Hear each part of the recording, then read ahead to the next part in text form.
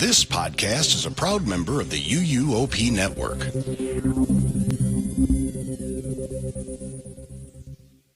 Are you ready to go the distance with Tricia's Disney pick? Or will Melinda deliver a Jurassic-sized knockout punch with her universal choice on this episode of Theme Park Throwdown?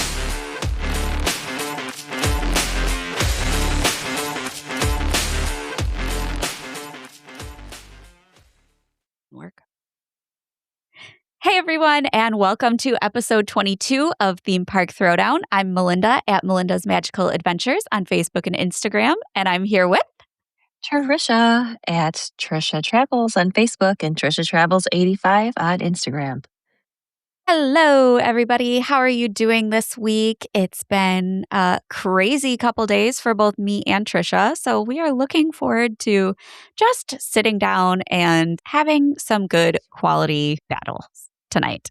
But thank you for tuning in once again. We've got something a little bit different for you this week.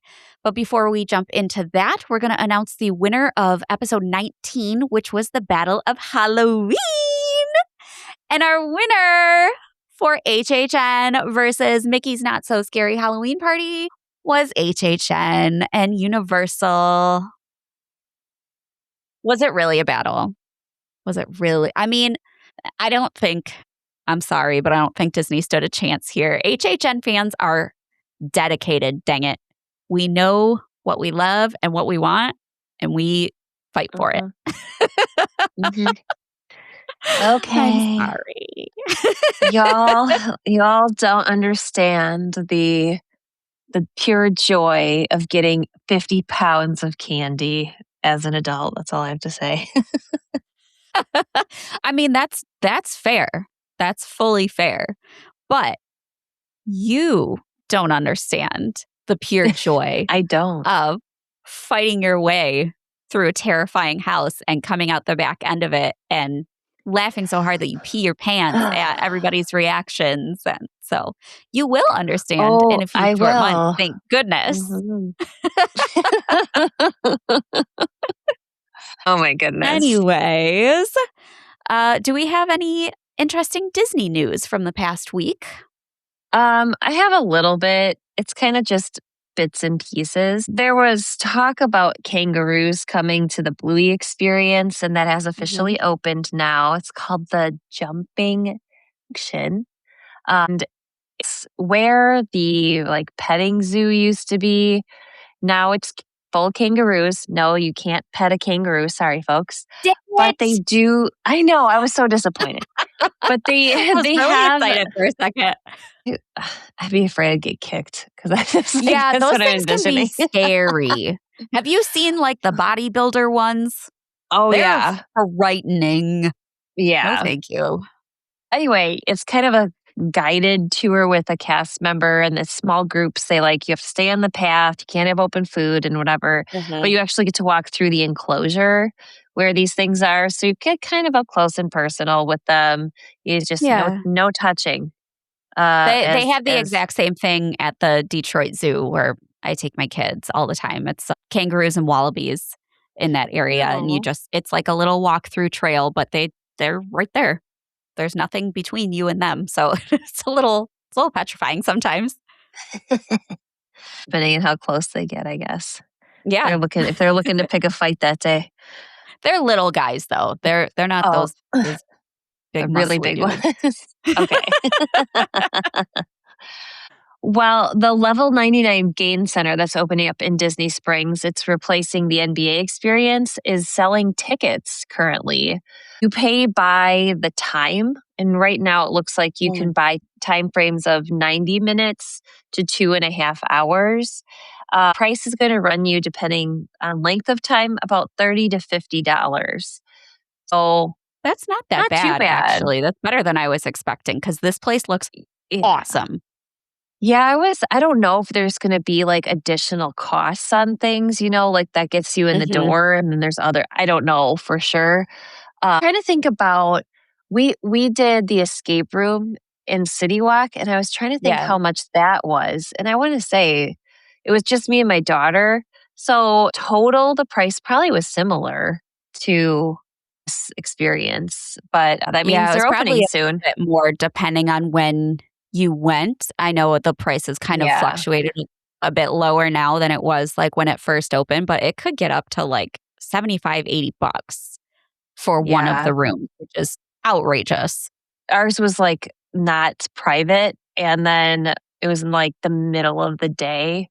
So I took like the cheapest option, I just mean, to yeah, you had experience to. It it. was crazy. Yeah. All right, moving on. I feel like I have to give an update on a roller coaster because you keep giving updates about Hollywood Fast and Furious. Drift. Yeah, and I'm like, I have nothing. There's a dirt pile and another dirt pile. But this week they actually had cranes delivering the track for the Monsters Inc. door coaster.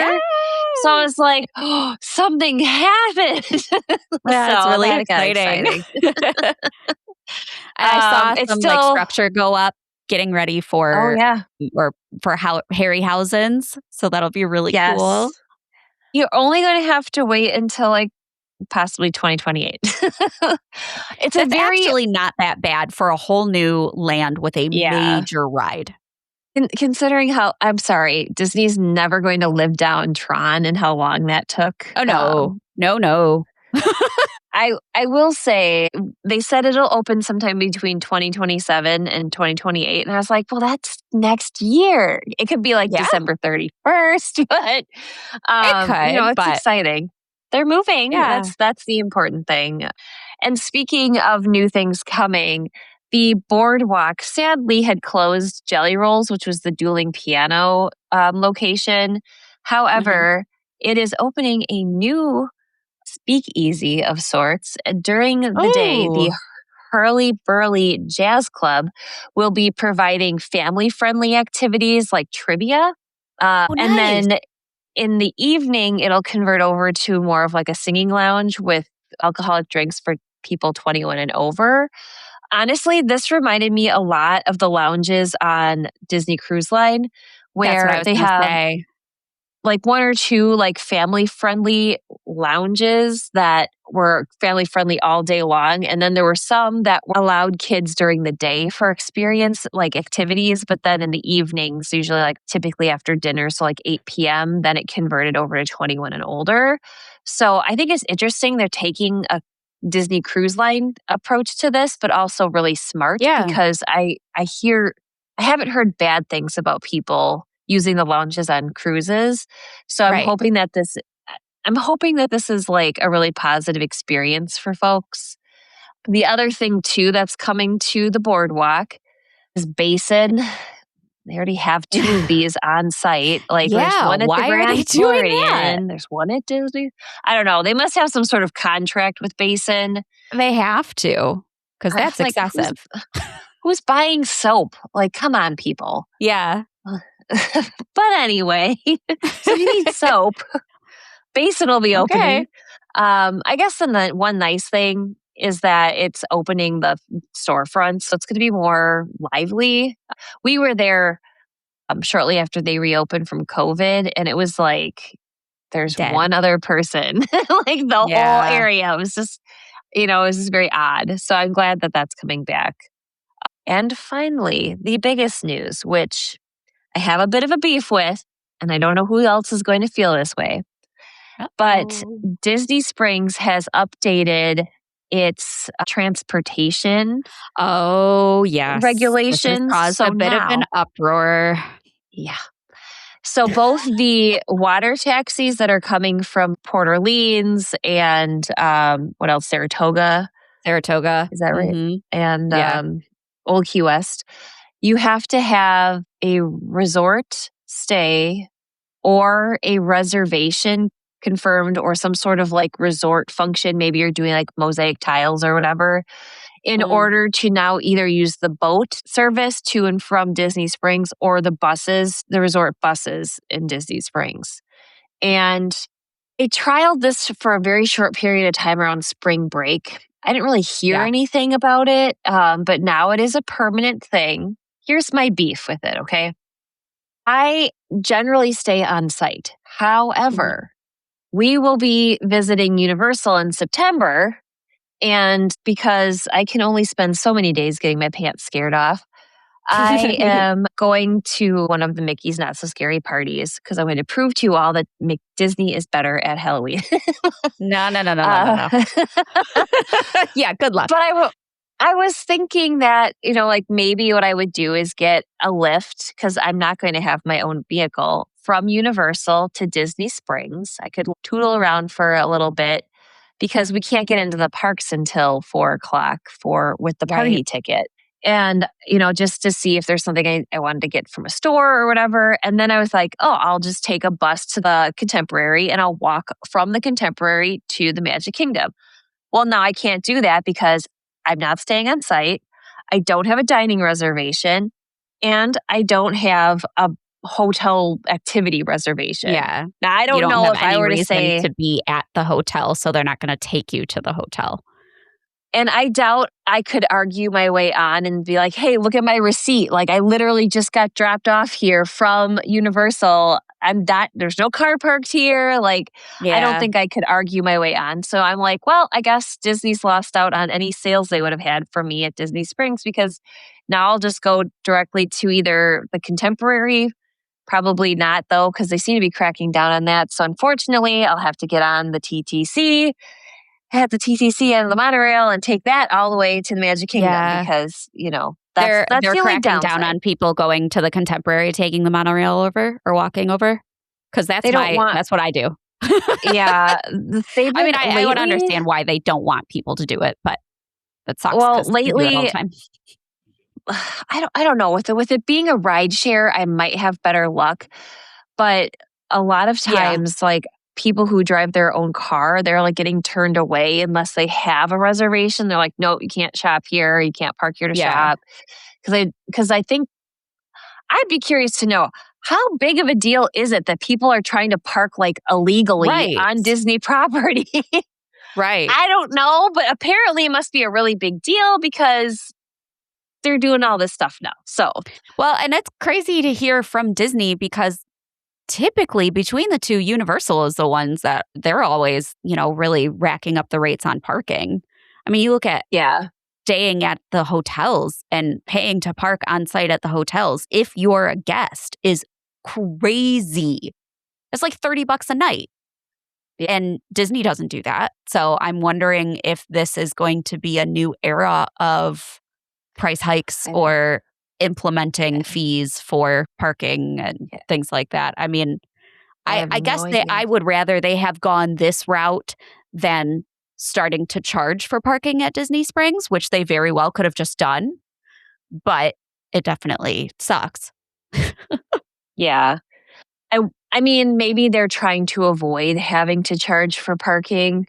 Maybe that's why they're taking this route. I think it also would probably be a bigger deal to have to implement that, like staffing-wise and stuff like that.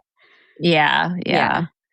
But for those of us who aren't trying to game the system but know how to use the system, it's a little frustrating and it can be somewhat limiting. And, I think that this is really, I mean, I was the kind of person we would typically end up at Disney Springs at least for a couple of hours on every trip that we took. And it was, usually it was like on a day we were either departing, depending on when we were leaving or when we were coming in, or if we just had a day where we were like, we only want to do a half day and then we need to be out in the parks just to take a break from people.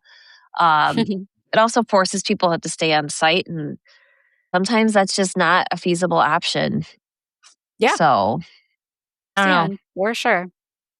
I'll just say this. Well, that's shame on all you who wrecked this for everybody else. This is why we can't have nice things.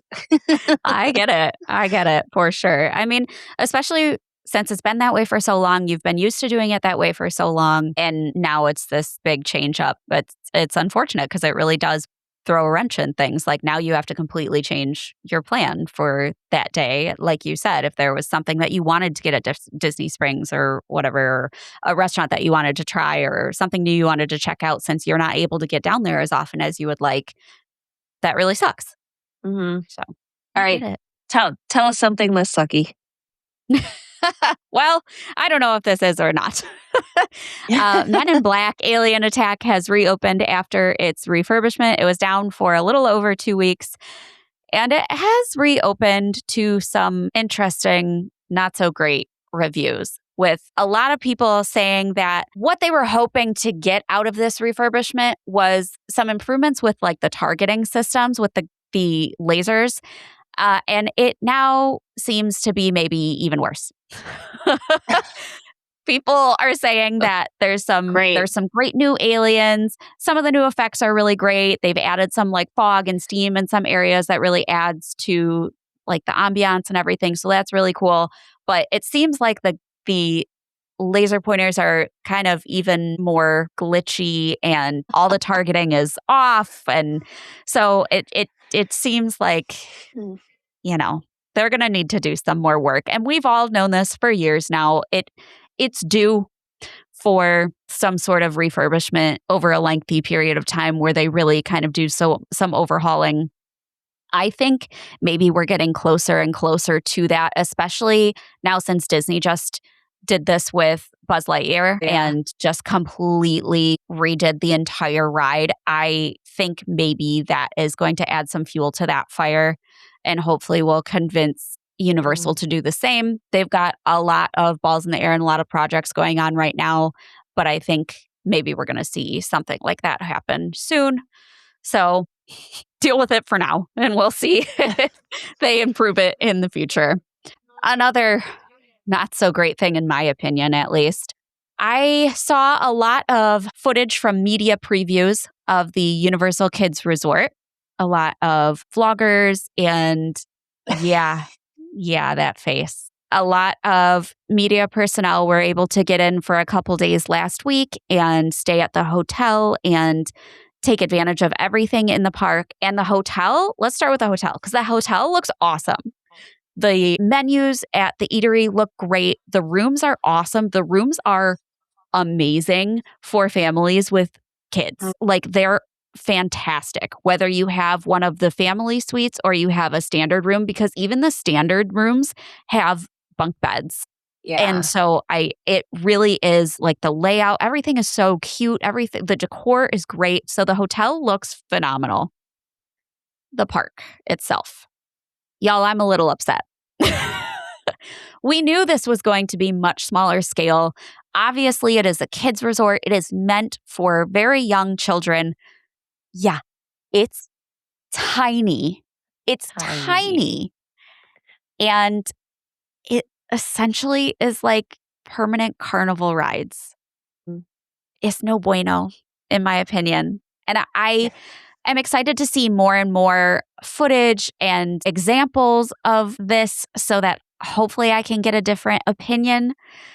But I'm very disappointed, especially with as much as they hyped this up. And I don't think they hyped this up as much to the general public as you and I have seen being travel agents. Like, we've seen a lot of press and a lot of information about this for years now. And they really were just ramping up the excitement and trying to get people to look forward to it. And I'm nervous on Universal's behalf that there's going to be some fallout here. And, I was so shocked when we saw those prices come out and the prices were so low. I'm not anymore. I'm glad the prices are that low because it's like they sense. know they know, and they're like, yeah, it's sad. And I hate saying that. I don't ever want to get down on a Universal product. You guys know how much I love them. But this is, I don't know. The first, like, usually it's like the first or the last thing you see is the thing that has like most impactful on your memory. So the first thing that I saw was the Shrek ride. And oh my God, a video of the so Shrek ride. Bad. The queue is literally just metal switchback, like just under an awning. And I'm like, well, Texas. That's fun. That's fun for little kids. And then when you get on the ride, it's just kind of a little minecart type thing on wheels on a track. And you just kind of like in the sun. Mosey through. And it's just 2-dimensional cardboard cutout type decor. And I was talking with someone and they were like, what are they trying to convey with this ride? And I said, well, it's 4D because the oppressive heat from the Texas sun will make you feel like you're on the losing in the end of a swamp. dragon battle. Yeah. I don't know. I don't know. I hope they're able to have, I don't know, character interactions, although they'll probably keel over in that heat. They're going to have to do something. Because it's not open yet, and they are already getting some real negative press about it. Like, I've seen article after article of people just being like, what is this? Yeah. So, I hope this isn't a failed attempt on their part that ends up costing them in the long run. I agree. That's what I'm worried about. And they didn't spend, obviously, they spent a lot of money. It was like $500 million. Obviously, nothing to sneeze at. But they've spent that much money on one ride. Yeah. So I don't know. It doesn't make any sense to me. It just doesn't. None of it makes any sense to me. It seems like what was the point? I think they just shot themselves in the foot with it, and it's not even open yet. So yeah. Well, if you go, we want to hear about it. Yeah, those listening. Right. Yes, please, because I was excited to potentially take my kids to this. We will not be going. We just won't. That's sad, but we won't. It would be a gigantic waste of money to get my butt all the way down to Texas. And there's a reason why they're like harping on selling 1 day or 1.5 day tickets. Because you don't want more than that there, unfortunately. So more, in my opinion, kind of unfortunate news. There are walls up in City Walk now for Luke Combs' Category 10 bar, which is right in front of Big Fire Grill. I don't really care about this. I feel the same way that a lot of people feel about this, where I'm disappointed in losing the sight line across the lagoon. I love the way that all of that is just kind of big and open now, and putting this massive 3-story structure right on the waterfront there is going to be very strange, in my opinion. I guess anything that adds on to available space in City Walk is good, because some of the restaurants and stuff like that can obviously get really busy. But I don't know if it's completely necessary for them to build this big, gigantic structure right in the middle of everything. I don't know. And I'm also not thrilled about, like, I hate country music. I hate country music. So Luke Combs does nothing for me. I don't know. It is what it is, but this area is going to be torn up for so long now. That sucks. Yeah. I'm not looking forward to that in September, having, at least it's like kind of off the beaten path of City Walk, where it's kind of like out of the way, I guess, where they're going to be doing the construction. But it can get so congested and crazy as it is that's going to be a bit of a nightmare too. So, but anyways, there's that. I think my fear about it is like, okay, they do this one, and then are they going to put up another building next to it? Yeah. And then you're just going to end up having like these corridors through City Walk, and you're not going to be able to like, it's definitely going to change the dynamic if you can't see the parks from City Walk. Yeah. Yeah. So, or be able to see the lagoon from one side to the other, because it really is so beautiful. And you've got to think about too, like being on the water taxi and what you're viewing from the water taxi. Like you're going to have this one giant building blocking off a lot of your sight lines to everything too. So, but now we can talk about the good news that I have, that we have another HHN house announcement. HR Blood and Guts, based on this character who first debuted in 2011. He is a filmmaker that is a little crazy, a little creepy, and he's now gone completely mad, escaped from prison where he was because he kidnapped and held hostage some of his, I believe they were his like movie producers. And so he's escaped from prison and is now attempting to bring his movies to life. So it's going to have a lot of classic horror elements, which is what I really love and I'm really excited about. So we will see. I think this run sounds really great, though. It sounds like a really fun original. I watched the video from 2011 and honestly, it's like campy how it starts Yes. a little bit. So I'm hoping that will possibly put me And at ease. Yeah, and almost every year they Yeah. have a house that does kind of like play on that more like comedic horror campy kind of vibe. Yeah. And so that this is obviously going to be that for this year, and I like that. I think it's a nice little way to keep things interesting and break it up so it's not the same scares over and over and over again. You get a little bit more entertainment and enjoyment out of it, I think. So it, I don't know how many people know this guy, but back in my day, we didn't have cable and we had this Mhm. channel 41, which was very eclectic. And there was a guy that they would show I don't know, it was like every Saturday evening or something called Sven Gulli. I don't know if you've heard of that name, No. but he looked like a heavyset version of Slash. Like he had like the top hat and whatever. And essentially, and he had like the dark, like eye makeup and stuff. But Mhm. he would introduce a classic horror film. So, like the original Dracula and like The Invisible Man, like black and white films. And then you'd watch part of it, it would go to commercial because commercials existed when I was a kid.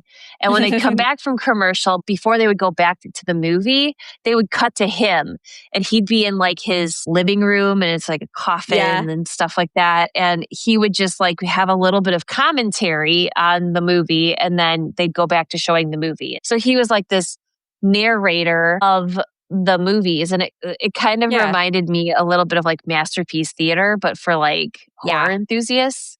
And of course they showed older stuff. So the older horror stuff is honestly like older. We're talking like 50s and Like classic stuff. Yeah. not like Nightmare on Elm Street because Yeah. they would never show on this kind of like public television station. But it very much reminded me of that. And that kind of was like Yeah. actually nostalgic for me from my childhood. I'm not a guts and Maybe blood this will kind of be person, but Yeah. So blood and guts is perfect for you. I think this is yeah, going to be maybe the best house to do first for HHN since you are, we'll see. a little nervous about everything and being super scared that maybe this will at least get you used to the feel of like walking through the houses and the layout and how it works Yeah. without getting the pants scared off you right off the bat. I will say this of the 3 house announcements so far, this is my this is the one I'm looking forward to the most. There's 4? Wait. Oh, yeah. Or, Jack yeah. and Jack and Oddfellow is the yeah, first I one. forgot about that one. So we've had 2 Yeah. IPs and 2 originals now. Another thing, for them to drop that announcement, they dropped the announcement this Monday for HR Blood and Guts. For them to drop an announcement on a Monday is unusual. And the way that they dropped the houses last year is that they dropped all 5 original houses at once. And so people were like, why'd they drop it on a Monday? Does that mean we're going to get a drop every day this week? And so a lot of people were expecting a drop today, Tuesday. And they literally tweeted out, thought you were going to get an announcement today, didn't you? And it was like, you guys are assholes. So, we'll just wait patiently, not so patiently for our next one. But I am excited about this one. It sounds really fun. Yeah. Now let's move on from the news now that we've spent a half an hour on that. And move on to our battle for this week. Like I said, we're switching up things a little bit. It's going to be a little bit different. Instead of covering one broad topic, we are each going to talk about 3 things in particular that our park does better than the other. So we're not going to get quite so into each of these 3 things, and they might be things that we have discussed on a previous episode. So we might be bringing things back a little bit, but just the 3 things that we both think that our park does better than the other. This one could get pretty interesting and maybe a little more feisty. So take it away, ma'am. Besides the fact that Disney does everything better. Just kidding. Okay. Hold, please. The first thing I'm going to bring up is character dining because Disney actually has it. Oh, yeah, you got me. There is no arguing this one. Yeah. I mean, occasionally you can dine with some superheroes or the Grinch. I will say, I think the Grinch breakfast, if depending on, if they time things well for the guests, could be probably one of the top character dining experiences amongst both parks, but it's only Yeah. during the holidays. Yeah. So Disney can offer character dining all year round. Yes, it can be a little pricey, but you don't have to wait in line to meet these characters, and you get a meal out of the deal. You get to sit down in air conditioning. So Disney definitely takes the cake on this. I just want to mention a couple of my favorite. My top, and I did not expect this, is Garden Grill in the Land Pavilion at Epcot. You will Okay. see Chip and Dale, Farmer Mickey, and Pluto. He's got like a little like bandana. He's like Farmer Pluto or whatever. But you sit kind of like in a round like a round dining, and it slowly rotates, and you actually get to look down into certain aspects of living with the land. The food is very fresh. Some of the things come directly from the greenhouse where they're growing produce. I've had both their breakfast and then their lunch and dinner menus, and I've enjoyed everything we've had. This place is popular, but there's so much dining in Epcot that I feel like every time I've gone, there's always at least a few open tables. So in my opinion, the characters spend more time with you, and oftentimes they'll come around twice during a meal. So you really get some great character interaction for this. The next one that I wanted to mention was Ohana at the Polynesian. This is only breakfast that you have character experience, and it's Stitch and Lilo. So it's a great opportunity. Stitch is a pretty well-loved character. The food is great at breakfast. Honestly, it has been a very long time since I've been here. It used to be Luau Mickey. So I remember going Oh, when it was wow. Luau Yeah. Mickey. That was Yeah. like 20 years ago. The food has always been fantastic. And if there's similar dining at their quick service option too, or what is it called? Not Ohana. I'm drawing a blank. We were there in December. Trader- Y'all are screaming at your not Trader Joe or Trader Sam's, not Trader Joe's. That would be. I would love that if Trader Joe's had character meet and greets. Who wouldn't? But anyway, no, it's in the main building, and I'm totally blanking on the name right now. It'll come to me. I also wanted to mention Akershus, which is like the princesses again in Epcot. It's in the Norwegian Pavilion. I like this better than Cinderella's Royal Table. 1, it's cheaper. 2, you can usually get a reservation. And 3, you don't feel like you're at a wedding reception eating what they call the rubber chicken. Yeah. The food is just better. So if you're going to go for the princesses, I would say go to Akershus over Cinderella's Royal Table. The second thing that Disney does better is in-park tours. I need to. I guess I shouldn't even interrupt you and say anything. No. Universal has no excuse for not having character dining. 0. It's true.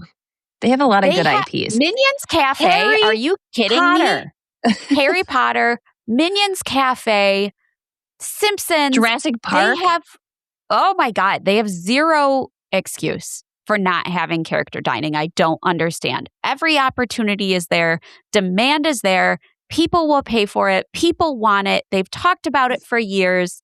They used to do like the Minions character breakfast, which I believe was at Royal Pacific Resort. They got rid of that after COVID.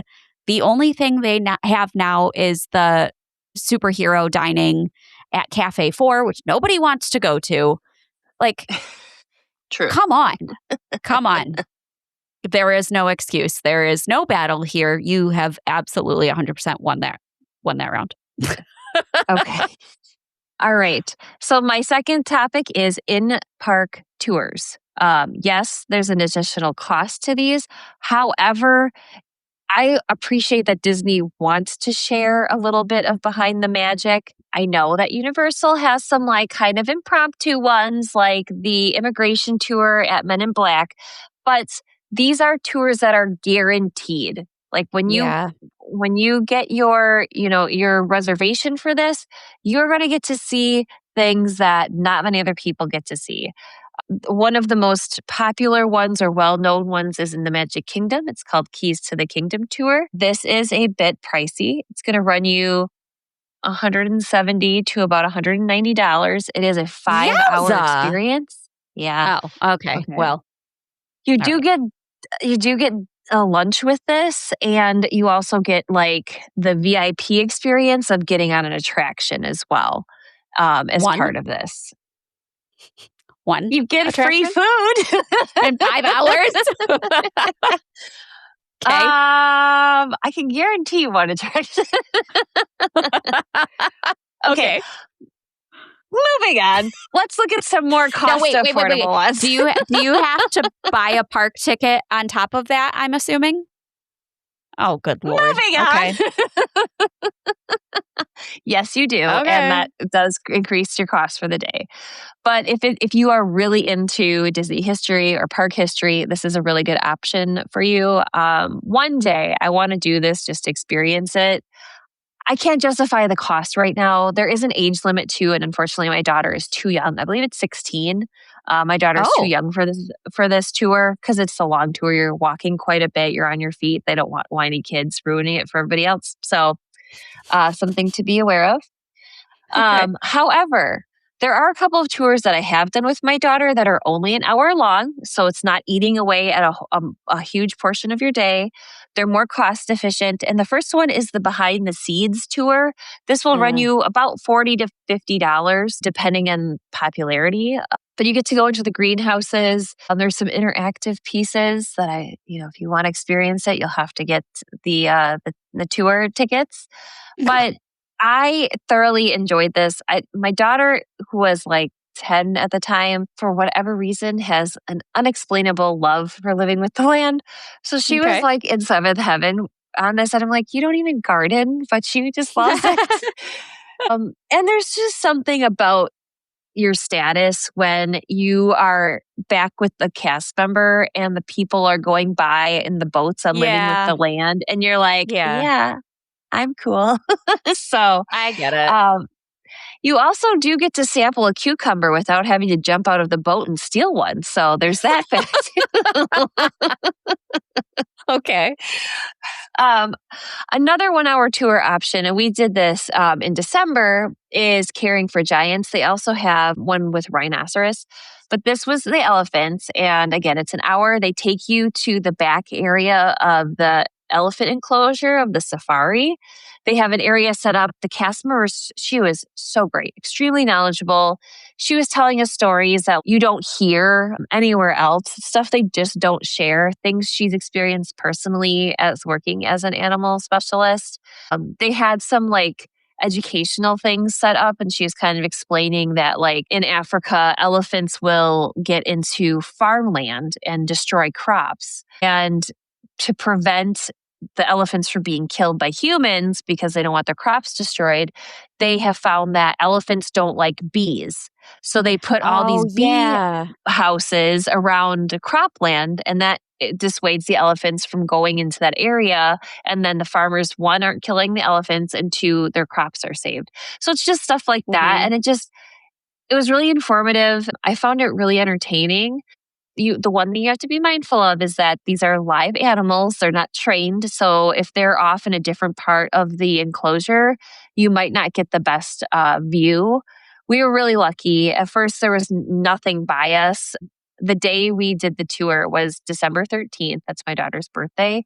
And one of the baby elephants also has a birthday on December 13th. And that was the elephant that walked up into the area. So we have a picture of my daughter with that elephant in the background, and she's just like, "We share a birthday."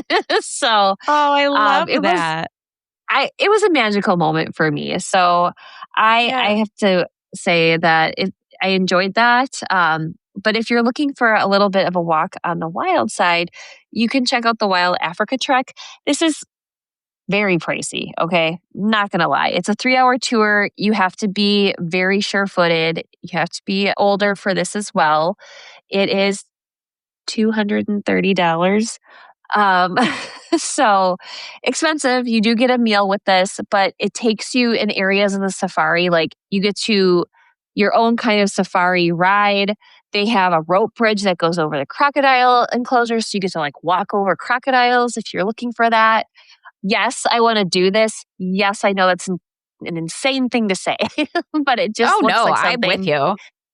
that would be, it would be very, I don't know, like a once in a lifetime thing that I would likely do just because the cost is so high. Sure. Someday. So I don't know. What are your thoughts on that? How does the immigration tour compare? Okay, stop it. First of all, you don't pay for that. Yeah, you don't get a meal, but you don't pay for that. But Universal doesn't really offer anything like that other than, again, during the holidays, they do the holiday tour where they'll have a guide come and take you around and show you all of the holiday things. So you spend a lot of time in Seuss Landing, but you spend some time in Hogwarts and seeing all the Christmas decorations and stuff like that. So it is a nice tour. You do have some of those like VIP aspects to it. So that's really fun. Other than that, I don't think they do, besides like RIP tours at Halloween Horror Nights, which is a completely different animal. They don't really do anything like this at Universal unless you're just doing a VIP tour of the parks, which is incredible. Universal's VIP tours are top notch, but I guess I don't really have anything much to say about that either. Dang it. That's right. Anyway. Oh, stop it. You just hold on a few minutes, all right? Finish up your... I know. I'm going to be sweating here. All right. Yeah, you are. My last category is PhotoPass or Memory Maker. Yes, both parks offer something similar in terms of getting your photos taken. However, Universal's is very disappointing. There aren't a lot of options. Getting your photos is kind of a pain in the arse, to say the least. I cannot argue with that either. I feel like Disney has this down. Even if you don't have a Magic Band, you can scan like a card, or if you have the app on your phone, it's just super easy. There are over 175 photo locations amongst the parks in Disney Springs. This was a game changer for family vacations. When I went as a child, my dad is in a photo, and it's like a very poorly done selfie. Because cell phones didn't exist back then. At least ones that weren't at least a foot tall or whatever. So I value this because as a parent myself now, I can be in pictures. If the pictures are high quality, you have the quality is incredible. Yeah. You have 45 days to download them to your to a device. So it's not like you have to stay on top of it and worry about losing these pictures. You can work on that when you get back from vacation. They also have magic shots, which is where, they'll be like, hold out your hand and like make a surprise face. And they'll like, put Tinkerbell sitting in your hand or whatever. They have specialty magic shots and specialty photo ops like during the parties. So like, they can tailor it to that even. The cast members themselves are phenomenal. I've had people who just kind of like take your photos, but a lot of the cast members that are photographers, they're creative people. They want to get the best shot for you. So and they cover like all over. So if there's like a certain IP or, even a character that you really want to get your picture with, there's a strong likelihood that you'll have that opportunity when you're on vacation. Now, I do want to warn you that there is a cost associated with this. However, if you're there for a good length of time, it actually can be a pretty reasonable cost. So as long as you purchase it at least 3 or more days ahead of your trip, it will cost you $185. That's for all of your photos. Otherwise, if you're buying it like day of or like right before you leave, you're looking at $210. So if you're thinking about it, make the decision at least 3 or more days ahead of your trip. The other thing is that you can buy single day, but that's $85 for a single day. So if you're going to be there literally like more than 2 or 3 days, just get the multi-day one because then you can use it. The other thing too is if you are in a group, only one person needs to have this. And as Yeah. long as they're linked to you, if you're the one that has it, you're not going to have that watermark in the photo. We were down there and I had a friend who had it and I didn't because I was just a solo trip for myself. So when we were taking pictures together, she was able to download and send those to me so that I had those pictures as well. So it's a Yeah. way especially if you're going like as a big family or like multiple families, you could even split the cost if like one person gets it and then shares with everybody. There's ways to make it affordable. But, everyone says like you don't need it. And it's true. The cast members now are taking your personal devices again and taking photos, but there's such an ease to this experience that I highly recommend that you budget it into your vacation. So, Yeah. mic drop. I agree. I do agree with you on this one too, unfortunately. Universal's Photo Pass is great to have, especially if you're an annual pass holder because you get a 30% discount on the annual photo pass if you do this. So it ends up only being like $120 or something like that for the entire year, which is fantastic. And you get all of your ride photos plus all the photos from the photographers in the park. They have been getting better over the past couple years about adding more of those photo spots in the park. So I have definitely been taking advantage of that on my trips, but I really wish that they would have as many as Disney. Disney, it feels like everywhere you turn, there is somebody who is standing there who is an excellent photographer, who has poses in mind for you, who is excited about getting these great shots and knows the right angles and knows the right lighting.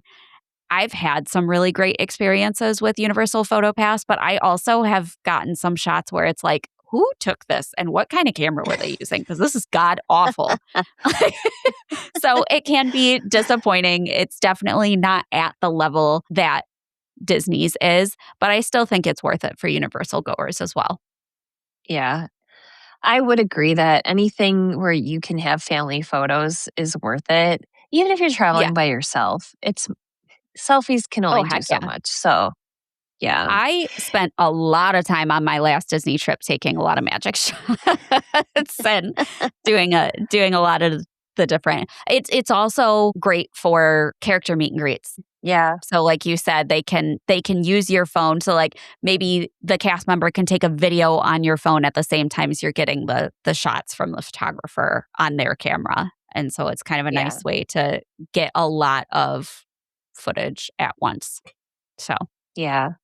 And I do want to say too that annual pass holders for Disney, and I know you're going to be talking about it, but you can also have it added too. So it's not like it's only available for people who have the Magic Your Way tickets. mhm. And as far as the magic shots go, make sure you ask because sometimes like the more Yeah. novice photographers, or if they're just having an off day, they'll take your picture, but most of them have like at least a magic shot.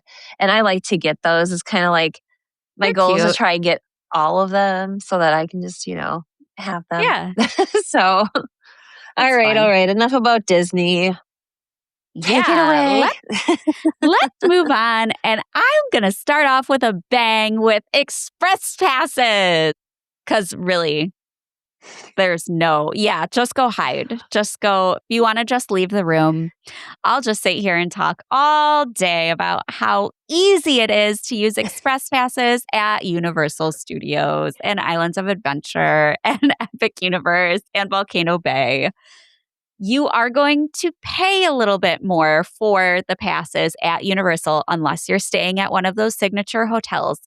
But you are pretty much guaranteed to ride exactly what you want to ride, exactly when you want to ride it, without the extra hassle of waking up at 6:45 in the morning, days before your trip, to battle the masses, to hope that you get the rides that you want and the times that you want, and coordinate it with the group of people that you're going with, and have to pay for each day individually and sit there in this chaotic mess trying to make these reservations without having to be on your phone all day while you're in the parks, to possibly not even land all of the rides that you want to use Lightning Lane on, which kind of defeats the purpose then altogether.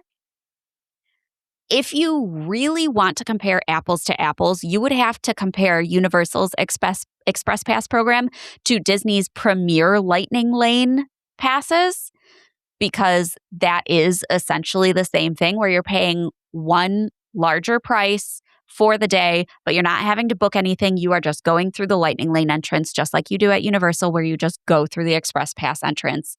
However, Universals are going to run you $250 a day. Disney's are going to be upwards of $500 a day per person.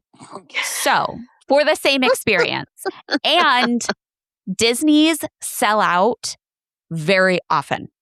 This Premier Lightning Lane Pass sells out all the time at all the different parks. So, it's to ensure that there's always like movement. The Lightning Lane, they don't want to oversell. You know what? I have a question for you. I wonder, let's see if you know the answer to this. The Premier Lightning Lane Pass, you buy it for one park. So if you have a park hopper ticket and you plan on going to another park, does that then transfer to the other park on the same day? Or do you have to buy it at both parks? I mean, the regular Lightning Lanes, you can. Here's a pro tip. We've done it where we'll start at a park that has the least cost regular Lightning Lane, and then we'll change we'll use like one, and then the other two that we booked ahead of time, we'll change to a different park, where if you would have started in that other park, it would have cost you more for the day. So like, yes, it does involve park hopping, but that's a good question. I'll do some research while you continue to belittle Disney. Yeah, I'm curious, but it's just so easy at Universal, along with a lot of other things. Comparing Universal and Disney, just a Universal trip in general is just easier. But Express passes, you have that pass, you scan that pass at the front of the line, and that's it. You go on whatever ride you want, whenever you want, with after July 1st, the exception of Hagrid's, unfortunately. But we're not getting into that again. So, Premier Pass park hopping is not supported at Walt Disney World. Are you kidding me? You can achieve a similar effect by purchasing a multi-pass for your second park. Are you kidding me? They're really telling you to do that. They're telling you to spend $500 for like 30 more a day, and then spend more money on the regular Lightning Lane system, where then you do have to go through all the booking and stuff. What? Okay. So there's that. My God. Just got even worse. Anyways, as I've said before, staying at a Universal Signature Resort is the way to go if you want express passes for your trip. Staying at a Universal Signature Resort is going to run you, in most cases, about the same price as staying at a Disney moderate resort.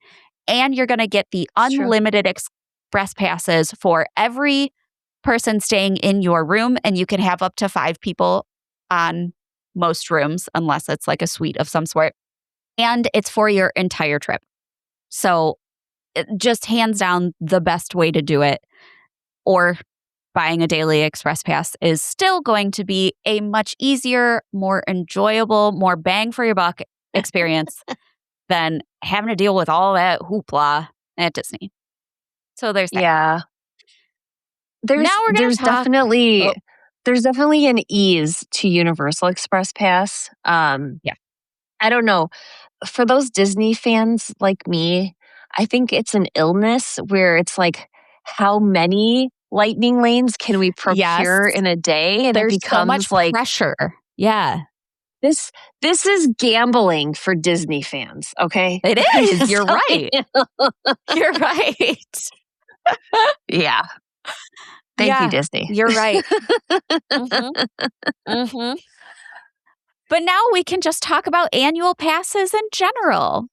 We've had this discussion before. We had this episode quite a while ago. I don't remember what episode number it was, but it was one of our first. Universal annual passes are about half the price of Disney's, and anyone can buy any level of pass.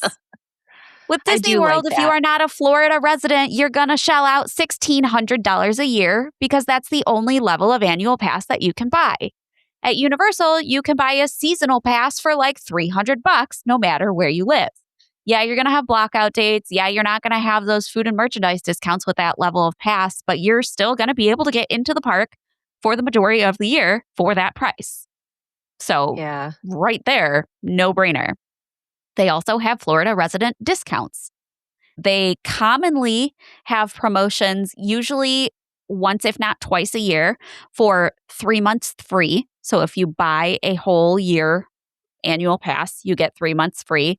I have gotten in the past where I got 6 months free. Like, I think this was like post-COVID. They were really trying to push annual passes again. And so there was a time where I bought a year and got a half a year completely free, which was amazing. I think I got like 5 or 6 trips out of that pass. It was great. Wow. Yeah. Yeah, it was great. You'll get early park entry with any level pass. You get free parking. With the higher tier passes, the preferred and the premier tier passes, you get food and merchandise discounts. You get free HHN ticket, a free HHN ticket with the premier level. The hotel discounts, we have discussed this before, are just stupid. You can get like 40% off Cabana Bay stays. It's crazy. You can get dockside and surfside for $70, $80 a night with the AP hotel discounts. There is no downside. There's really just not. And to get those discounts, only one member of your party needs to have the annual pass. So I oftentimes will be the only one of my family that has an annual pass, and everybody else uses like my travel agent discount tickets or whatever. Some of my family has military passes. They can use that. And then we can kind of double up on discounts. But I make the hotel reservation. It's under my name. I've got a pass. We're all set for the discount there. They can scan my pass for all the food and merchandise and stuff. I get all the discounts there. So it's, again, just easy to use. You don't have to make reservations at Universal if you have an annual pass. The only blip I'm going to say with this right now is Epic tickets. And at that, even though you can't get into Epic and you still have to buy the individual day tickets if you're an annual pass holder, they now have pretty steeply discounted Epic single day tickets for pass holders, making most of the days, not most of the days, but probably half the days now, $90 to get into Epic, which compared to regular one-day tickets is awesome. Honestly, that decrease in price, I wasn't planning on going to Epic at all for the trip that we have coming up in September, and that's changed, and now I'm spending 2 days in Epic because we can get really great discounts now with the APs. So that's what I'm doing. But again, just everything is just easier at Universal. So I mean, you can get 40% off resorts as an annual pass holder in Disney. And that's all. Resorts that are more expensive to begin with anyways. I have nothing to say to that. Yeah, I know you don't. Last thing that I'm going to talk about is also a no-brainer. thrill rides. Thrill rides at Universal. Because do we really even have to argue this? Disney's most thrilling rides currently are Tron and Rock and Roller Coaster. Are we trying to compare Tron and Velocicoaster here? We can't. Guardians is amazing. I'll give them Guardians of the Galaxy. I will give them one. But it's also the only thrill ride in Epcot. So if you are going to the parks looking for thrill rides, you're going to go into Epcot, ride Guardians, get your thrill from Guardians, and then go ride Living with the Land? I'm just saying, you go or you backwards can go to Islands of Adventure. No, you go backwards on that Arendelle boat ride and down a hill that's at least 10 feet long. Just saying.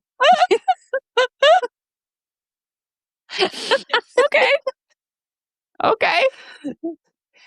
Or you could just go to Islands of Adventure and have banger after banger after banger. And I know, obviously, not everybody is going into a park looking for a thrill ride. But if that is what you're looking for, I mean, there's no competition. There's just not. My husband, too, was like, I also feel like every thrill ride at Disney is space themed. I was like, okay, not everyone, but a lot of them are. I mean, Everest. Everest is a mountain. Tower of Terror. I would say Tower of Terror is a thrill ride for sure. That's sci-fi-y, not space, but it's bordering that realm. Rock and Roller Coaster now being Muppets obviously is not space, but like there's a lot of space rides. Yeah. Which is not a bad thing. I love them. I love Space Mountain. I love, like I said, Guardians. But like just a interesting little tidbit there. But yeah, there's no I mean, I already won at least one of the roller coaster battles. So, and the only reason that you won the other one was because of Guardians. So again, one ride that's going to stick out. Okay, we got the door coaster coming. And God knows what's happening in That will be Villains Land. great. I'm so excited about that. I am excited about Come on, Disney. Don't let me down. Yeah. Yeah, we'll see in 30 years when it opens. I mean, that's fair. Well. Okay, I mean, that's legitimate. Definitely better thrill. All of the points that both of us made are legitimate. Like, yeah, there's not very much arguing the other direction, which is why we picked the topics that we picked. But obviously, both parks are amazing. Yeah, like they just are. And there's people that are loyal to one, and then people that are only loyal to the other. But though I am Universal all the way, I still have so much fun and get so much enjoyment out of Disney. Yeah, I appreciate the effort and the ingenuity, and everybody's a winner. Not really. I would say the same from as a Disney fan. I value the aspects of, I value that they're different experiences. And I agree. I know one of my favorite things, and this is saying a lot as a Disney fan, because Disney fans are always like, line of sight, all the theming, blah, blah, blah. And there is a point in studios where there's like one place where you can kind of stand. It's by Mel's Diner. You can see like the highest points of different areas. And yes, it doesn't look like, it isn't siloed where like when you're in Toy Story Land and you can only, but I loved, like that's one of my favorite views of Universal, because to me, it's like a living pop-up book is what you're looking at. Yeah. And it's That's like a cute way of exciting thinking of it.